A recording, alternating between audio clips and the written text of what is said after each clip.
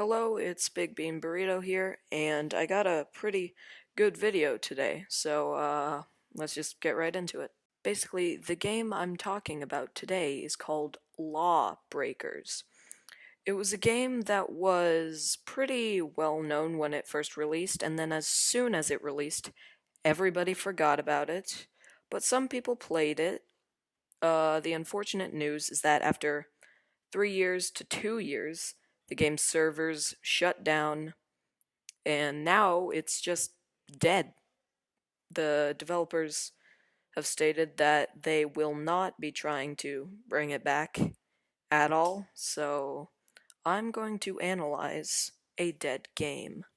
But first of all, before we do that, I do need to tell some people something. Boss Key Productions, that's the people who made Lawbreakers, have been closed and dissolved. Its games, everything, killed off. I think it might exist in a little part, but it's no longer like a real thing. So, yeah, it's completely dead. Both the developers, the company, and the game all died off. The reason I think it flopped was because a little while later, a new game came out called Overwatch, which is a lot similar to Lawbreakers, a little less graphically advanced.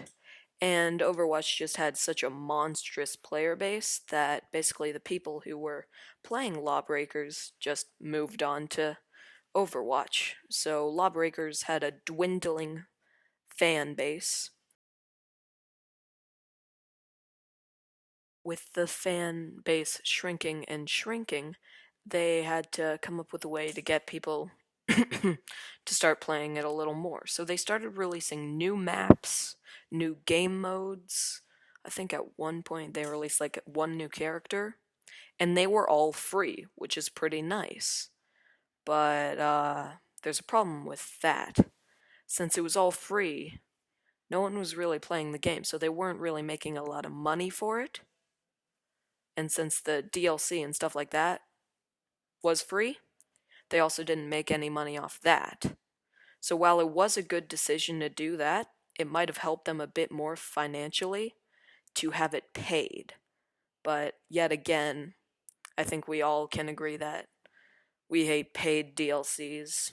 So, I mean, it might have got more people to play it since it was free, but obviously it did not. With the player base shrinking and shrinking, the developers and company knew they only had a certain amount of time left with the game. Whereas they could have left it open, but they were also not making very much off it. So, what did they decide to do with their last remaining bit of time? They started releasing updates and updates, fixing more bugs, hoping that it would attract more players.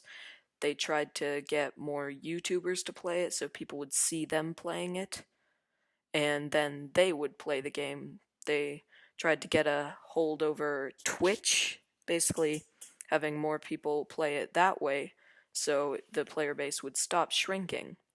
But eventually, all of their efforts just amounted to nothing, really. Their player base was shrinking and shrinking, and the game was fading into obscurity. So, with their player base shrinking and shrinking, and their numbers dwindling, every single person was starting to forget. So, what they did in August 2017, yes, I am correct, is they made it free to play on Steam. But unfortunately, that did not help at all. And on September 14th, 2018, they shut down the servers, the developers abandoned the game, and they couldn't support it anymore. So, It faded. No one was playing it, the servers were all shut down, and it died without anyone even knowing.